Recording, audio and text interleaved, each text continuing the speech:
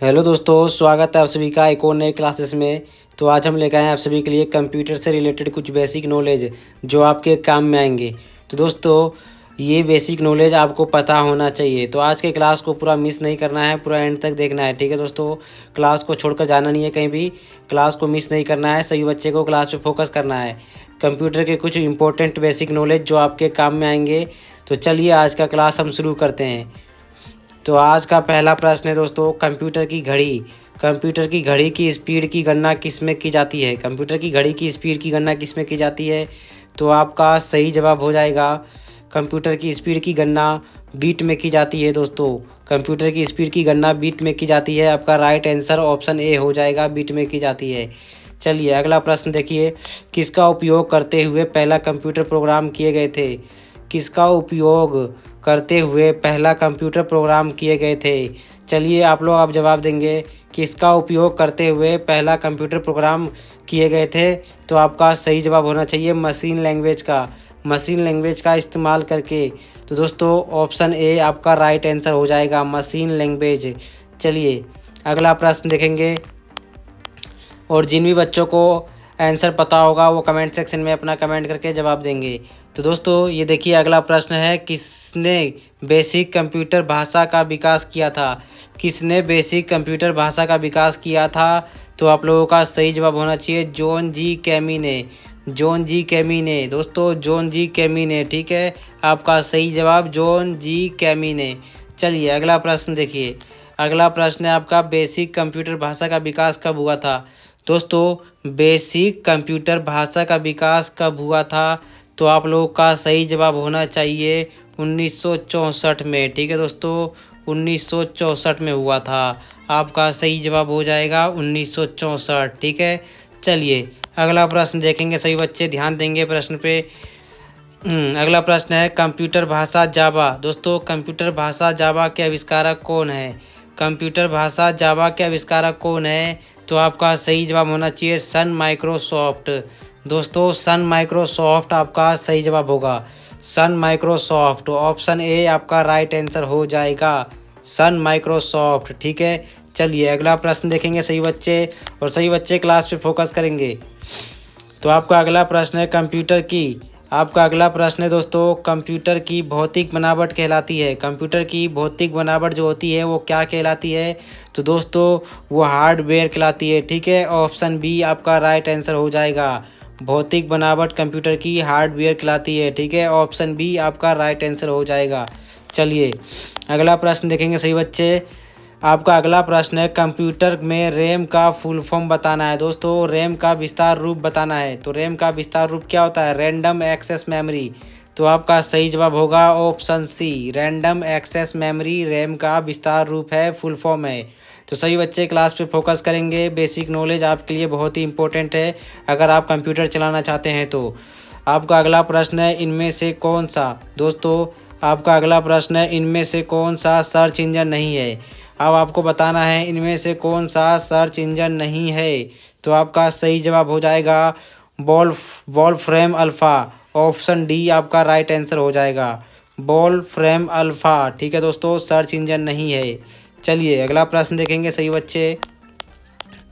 सभी प्रश्नों को रट्टा मार लेना है सभी दोस्तों को। ठीक है, आपका अगला प्रश्न है, निम्न में से कौन सा इनपुट इकाई है? दोस्तों निम्न में से कौन सा इनपुट इकाई है? तो आप लोग का जवाब होना चाहिए, निम्न में से कौन सा इनपुट इकाई है? तो ऑप्शन दिया हुआ है माउस, कीबोर्ड, स्कैनर। तो दोस्तों ये तीनों ही इनपुट इकाई है। तो आपका सही जवाब होना चाहिए इनमें से सभी, ऑप्शन डी आपका सही जवाब हो जाएगा, तीनों के तीनों इनपुट इकाई हैं। चलिए अगला प्रश्न देखेंगे, आपका अगला प्रश्न है, इनपुट का आउटपुट में। दोस्तों इनपुट का आउटपुट में रूपांतर किसके द्वारा करते हैं? इनपुट का आउटपुट में रूपांतर किसके द्वारा करते हैं? अब बताना है इनपुट का आउटपुट में रूपांतर किसके द्वारा करते हैं? तो दोस्तों सीपीयू के द्वारा। ठीक है, सीपीयू के द्वारा आपका सही जवाब हो जाएगा, आपका राइट आंसर ऑप्शन डी होगा दोस्तों। ठीक है, ऑप्शन डी। चलिए अगला प्रश्न देखेंगे, कंप्यूटर में जाने वाले डेटा को इनमें से क्या कहते हैं? दोस्तों कंप्यूटर में जो डेटा हम डालते हैं, जो कंप्यूटर में डेटा जाता है उसे क्या कहते हैं? जो डेटा हम कंप्यूटर में डालते हैं दोस्तों वो इनपुट कहलाता है। ठीक है, इनपुट आपका ऑप्शन ए राइट आंसर हो जाएगा। सभी बच्चे क्लास पे फोकस करेंगे, ऑप्शन ए आपका राइट आंसर हो जाएगा। चलिए अगला प्रश्न देखिए। अब दोस्तों यहाँ से कुछ कंप्यूटर से रिलेटेड पॉइंट्स पढ़ेंगे। ठीक है दोस्तों, कंप्यूटर से रिलेटेड कुछ पॉइंट्स पढ़ेंगे जो आपके लिए बहुत ही इम्पोर्टेंट है। तो चलिए कुछ पॉइंट्स पे ध्यान देंगे सही बच्चे। ठीक है, तो आपका पॉइंट्स है दोस्तों, प्रोसेसर के 3 प्रमुख भाग कौन कौन से हैं। दोस्तों प्रोसेसर के तीनों मुख्य भाग हैं, ALU, कंट्रोल यूनिट तथा रजिस्टर। ठीक है, आपका जवाब आपके सामने है। पॉइंट्स पे सभी बच्चों को ध्यान देना है। देखिए अगला पॉइंट्स है, कंप्यूटर में अधिकांश प्रोसेसिंग कहाँ होती है। कंप्यूटर में अधिकांश प्रोसेसिंग कहाँ होती है, तो आप लोगों का सही जवाब होना चाहिए दोस्तों CPU में। ठीक है, CPU में होती है, तो आपका सही जवाब CPU। ठीक है, सही बच्चे ध्यान देंगे, CPU इसका राइट आंसर हो जाएगा। आपका अगला प्रश्न है, कंप्यूटर कौन सा कार्य नहीं करता। दोस्तों कंप्यूटर कौन सा कार्य नहीं करता है, तो आप लोगों का सही जवाब होना चाहिए अंडरस्टैंडिंग का कार्य नहीं करता है। ठीक है, अंडरस्टैंडिंग का कार्य वो नहीं करता है, अंडरस्टैंडिंग। ठीक है दोस्तों, ये पॉइंट्स आपके लिए बहुत ही इंपॉर्टेंट है, सभी पॉइंट्स को रट्टा मारना है, सभी पॉइंट्स को पढ़ना जरूरी है। ठीक है, अब अगला पॉइंट है दोस्तों, प्रमुख मेमोरी किसके समन्वय से काम करती है। किसके समन्वय से काम करती है, तो दोस्तों CPU के। ठीक है, CPU के, आपका सही जवाब CPU। अब अगला पॉइंट्स देखेंगे। अगला पॉइंट्स है माइक्रो प्रोसेसर। दोस्तों माइक्रो प्रोसेसर जिस कंप्यूटर का मस्तिष्क कहा जाता है उसे क्या कहते हैं। दोस्तों माइक्रो प्रोसेसर जिसे कंप्यूटर का मस्तिष्क कहा जाता है उसे क्या कहते हैं, तो दोस्तों माइक्रो चिप कहते हैं। ठीक है, माइक्रो चिप कहते हैं। आपका जवाब आपके सामने है, माइक्रो चिप कहते हैं। ठीक है, माइक्रो चिप। चलिए अगला प्रश्न देखिए, कंप्यूटर द्वारा प्रोड्यूस किया गया। दोस्तों कंप्यूटर द्वारा प्रोड्यूस किया गया परिणाम क्या कहलाता है। दोस्तों कंप्यूटर द्वारा प्रोड्यूस किया गया परिणाम रिजल्ट क्या कहलाता है।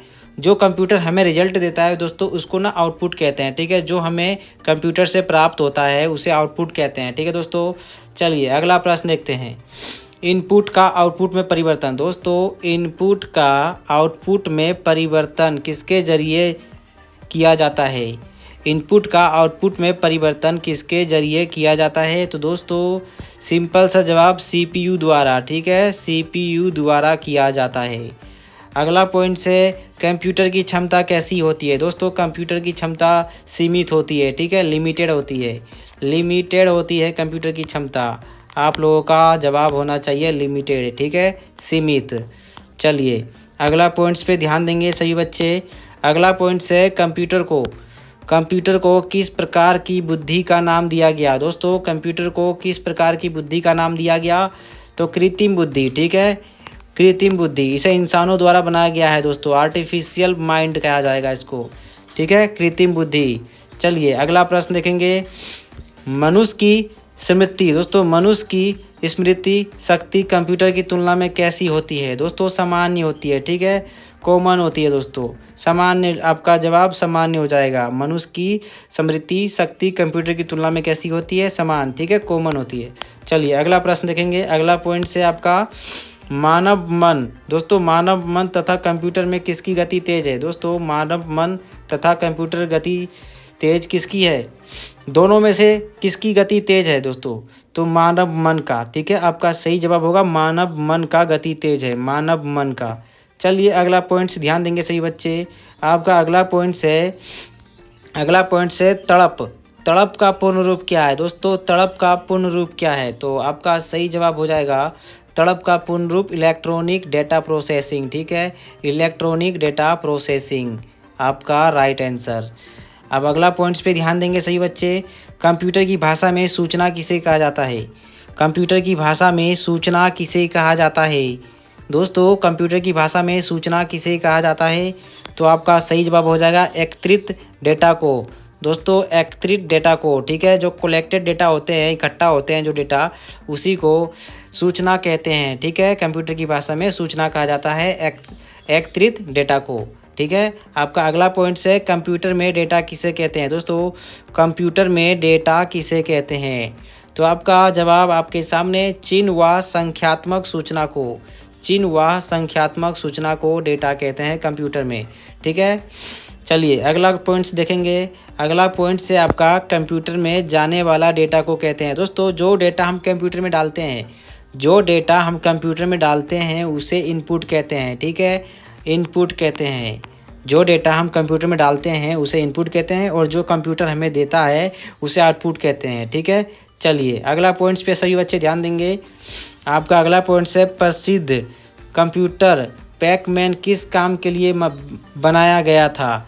प्रसिद्ध कंप्यूटर पैकमैन किस काम के लिए बनाया गया था, तो दोस्तों आपका सही जवाब होगा खेल के लिए बनाया गया था, ठीक है, खेल के लिए बनाया गया था। आपका अगला पॉइंट्स आपके सामने देखिए, सही बच्चे पढ़ेंगे। मैकेनिकल कैलकुलेटर का निर्माण सबसे पहले किसने किया था। दोस्तों मैकेनिकल कैलकुलेटर का निर्माण सबसे पहले किसने किया था, तो दोस्तों आपका राइट आंसर हो जाएगा ब्लेज पास्कल ने, ठीक है, ब्लेज पास्कल ने किया था। चलिए अगला पॉइंट सभी बच्चे ध्यान से पढ़ेंगे।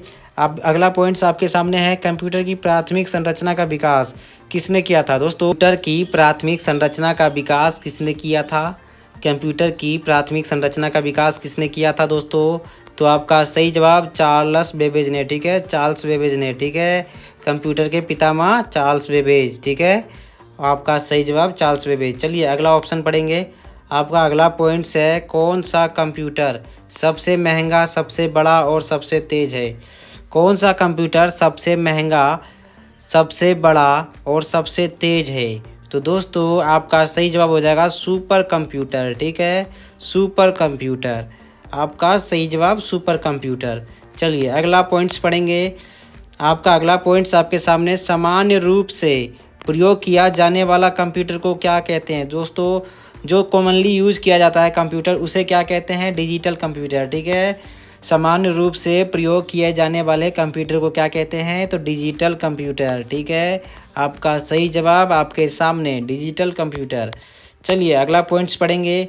आपका अगला पॉइंट से क्रे किसे कहते हैं। दोस्तों क्रे किसे कहते हैं, तो सुपर कंप्यूटर को क्रे कहते हैं, ठीक है, सुपर कंप्यूटर को क्रे कहा जाता है। आपका जवाब आपके सामने है, सभी पॉइंट्स को नोट्स करना है सभी बच्चों को, ठीक है। चलिए अगला पॉइंट्स देखेंगे।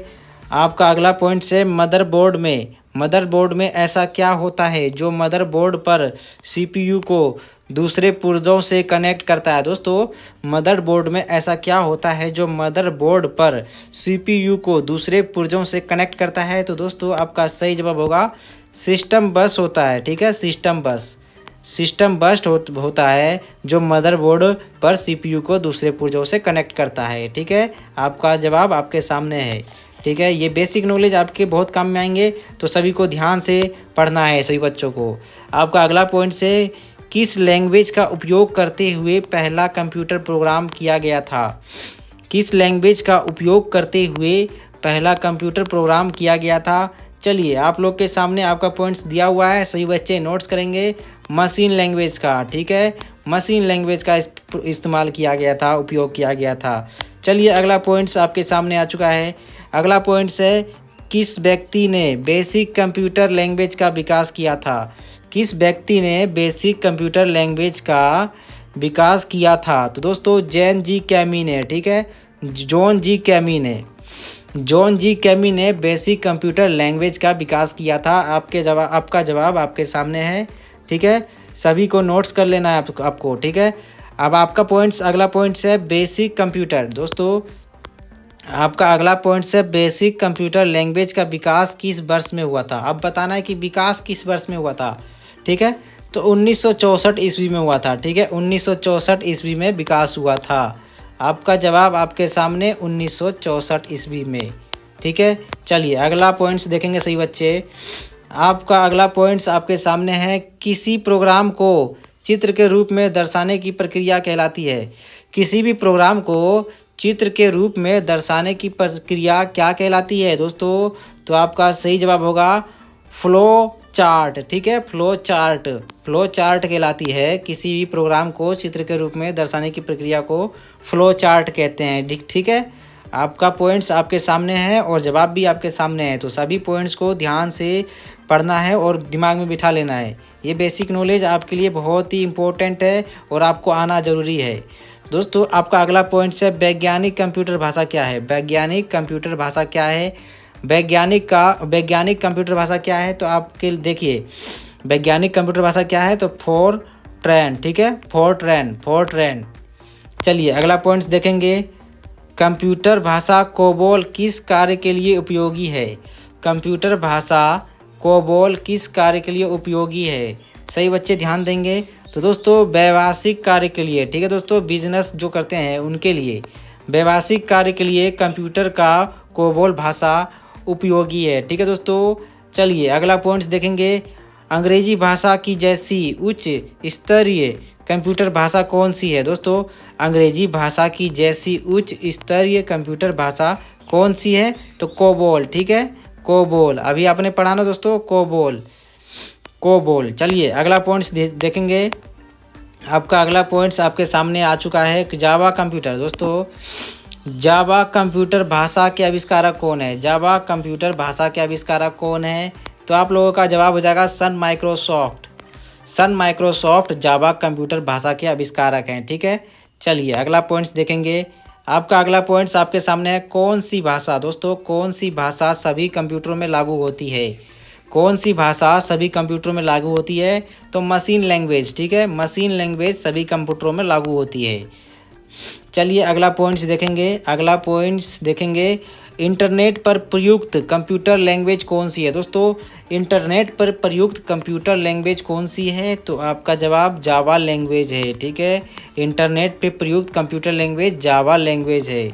चलिए अगला पॉइंट्स पढ़ेंगे, अगला पॉइंट्स है, यूनिक्स ऑपरेटिंग सिस्टम विशेष रूप से किस में प्रयोग। देखिए यूनिक्स ऑपरेटिंग सिस्टम विशेष रूप से किस में प्रयोग किया जाता है, तो दोस्तों वेब सर्वर्स में, ठीक है, वेब सर्वर्स में प्रयोग किया जाता है, वेब सर्वर्स में प्रयोग किया जाता है। यूनिक्स ऑपरेटिंग सिस्टम विशेष रूप से किस में प्रयोग किया जाता है, तो वेब सर्वर्स में, ठीक है। चलिए अगला पॉइंट्स देखेंगे, अगला पॉइंट्स है, कौन सी मशीन लैंग्वेज इंडिपेंडेंस प्रोग्राम है। कौन सी मशीन लैंग्वेज इंडिपेंडेंस प्रोग्राम है, तो आपका सही जवाब आपके सामने हाई लेवल लैंग्वेज, ठीक है, हाई लेवल लैंग्वेज। चलिए अगला पॉइंट्स देखेंगे, अगला पॉइंट्स है, गलती एक एल्गोरिथम है। दोस्तों गलती एक एल्गोरिथम है जिसका परिणाम गलत निकलता है, इसे क्या कहते हैं। गलती एक एल्गोरिथम है जिसका परिणाम गलत निकलता है, तो दोस्तों इसको कहते हैं लॉजिक एरर, ठीक है, लॉजिक एरर। चलिए अगला पॉइंट्स पढ़ेंगे, मशीन भाषा का प्रयोग करती है। दोस्तों मशीनी भाषा का प्रयोग करती है न्यूमेरिक कोड, ठीक है दोस्तों, न्यूमेरिक कोड मशीनी भाषा का प्रयोग करती है, न्यूमेरिक कोड। चलिए अगला पॉइंट्स पढ़ते हैं, अगला पॉइंट्स आपके सामने है, कंप्यूटर डेटा को स्टोर रखना और गणनायक करने के लिए किस प्रकार के नंबर सिस्टम का प्रयोग करते हैं, तो दोस्तों बाइनरी सिस्टम का, ठीक है, बाइनरी सिस्टम का प्रयोग करते हैं। चलिए सभी पॉइंट्स को नोट्स करना है, ध्यान से दिमाग में बिठाना है। चलिए अगला प्रश्न देखते हैं, अगला पॉइंट्स आपके सामने, सबसे बड़ा स्टोरेज यूनिट कौन सा है। कंप्यूटर में सबसे बड़ा स्टोरेज यूनिट कौन सा है, तो दोस्तों टीबी, ठीक है, टीबी आपका राइट आंसर, टीबी। चलिए अगला प्रश्न देखते हैं, आपका अगला प्रश्न है, जब किसी कंप्यूटर में 2 प्रोसेसर लगा दिया जाता है। दोस्तों जब किसी कंप्यूटर में 2 प्रोसेसर लगा दिया जाता है तो उसे क्या कहते हैं, तो आप लोगों का जवाब आपके सामने है पैरेलल प्रोसेसिंग, ठीक है, पैरेलल प्रोसेसिंग कहते हैं। चलिए अगला पॉइंट्स ध्यान देंगे, आपका अगला पॉइंट्स है, किस टोपोलॉजी। दोस्तों किस टोपोलॉजी में नेटवर्क कंपोनेंट एक ही वायर से जोड़े जाते हैं। किस टोपोलॉजी में नेटवर्क कंपोनेंट एक ही वायर से जोड़े जाते हैं, तो दोस्तों बस टोपोलॉजी, ठीक है, बस टोपोलॉजी। आपका पॉइंट्स आपके सामने है, ध्यान से पॉइंट्स को पढ़ना है। अब आपका अगला पॉइंट्स है दोस्तों, आपका अगला पॉइंट्स है, एमएस वर्ड में आधार रेखा के ऊपर छपे हुए नंबर को कहते हैं। दोस्तों जो एमएस वर्ड होता है उसमें आधार रेखा के ऊपर जो छपे हुए नंबर होते हैं उसे क्या कहते हैं, तो दोस्तों इसका राइट आंसर हो जाएगा सुपर स्क्रिप्ट कहते हैं, ठीक है, सुपर स्क्रिप्ट कहा जाता है। दोस्तों आपने पढ़ लिया MS वर्ड में आधार रेखा के ऊपर छपे हुए नंबर को कहा जाता है सुपर स्क्रिप्ट, ठीक है। चलिए अगला प्रश्न देखते हैं। अगला प्रश्न आपके सामने है दोस्तों।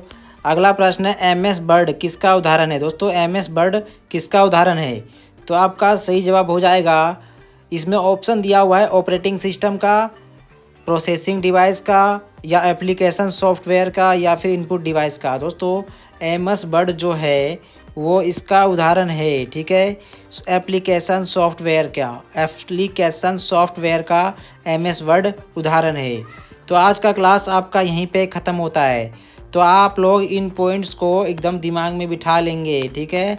अगर आपको कंप्यूटर चलाना सीखना है, कंप्यूटर से बेसिक रिलेटेड नॉलेज को अपने दिमाग में बिठा लो, ठीक है, अपने दिमाग में इन सभी पॉइंट्स को बिठा लो ताकि आपको कंप्यूटर चलाने में दिक्कत ना हो। तो ये पॉइंट्स आपके लिए काफ़ी उपयोगी होंगे। तो पॉइंट्स को आप लोग बार बार रिवीजन करना, ठीक है। तो मिलेंगे आप सभी को नेक्स्ट क्लास में, तब तक लिए जितने भी पॉइंट्स पढ़ाए गए हैं सभी पॉइंट्स को रिवीजन करेंगे।